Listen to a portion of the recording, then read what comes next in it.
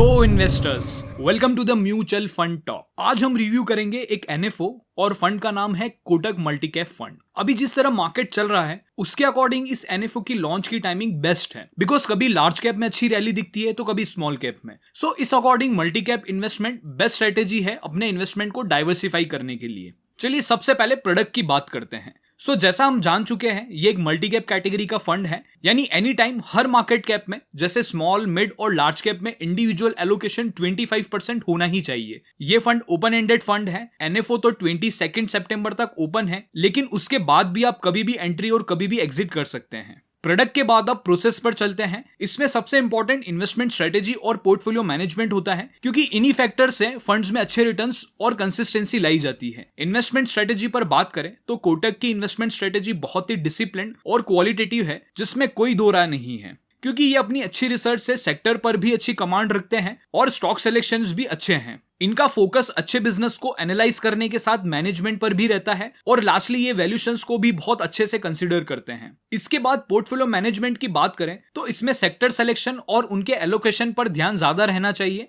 Market cap allocation पर कम, क्योंकि एक मल्टी कैप कैटेगरी का फंड है जिसमें एलोकेशंस की लिमिट्स ऑलरेडी फिक्स है। और आगे बात करें तो इसमें इन्होंने खुद का एक मॉडल बनाया है मीन रिवर्जन और मोमेंटम के ऊपर। मीन रिवर्जन से इन्हें पता चलेगा कि कितना ओवरवेट रखना है, और मोमेंटम से पता चलेगा कि किसी भी स्टॉक्स को कब तक होल्ड करके रखना है। ये देख के लगता है कि ये अपने ट्रेडिशनल इन्वेस्टमेंट स्ट्रेटेजी के साथ मार्केट टाइमिंग पर भी फोकस करेंगे। अगर ये मॉडल सेक्टर और स्टॉक सिलेक्शन के लिए भी यूज किया जाएगा और रिजल्ट्स अच्छे रहेंगे तो इस फंड में रिटर्न्स कैटेगरी में अच्छे रह सकते हैं।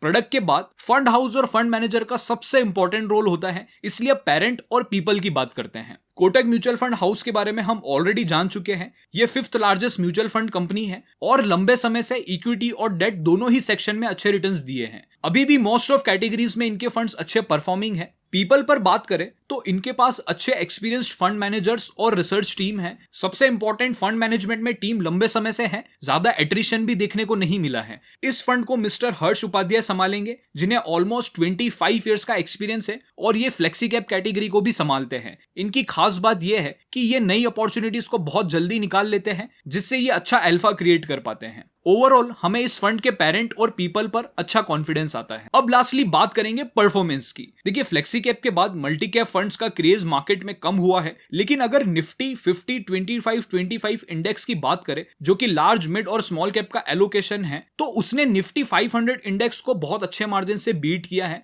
और मार्केट फ्यूचर में अनसिस्टमेटिक रहता है तो मल्टी कैप कैटेगरी फिर अच्छी साबित होगी। कैटेगरी वाइज तो रिटर्न्स अच्छे रह सकते हैं, और फंड वाइज मैंडेट पूरा देखने के बाद अच्छा कॉन्फिडेंस आता है।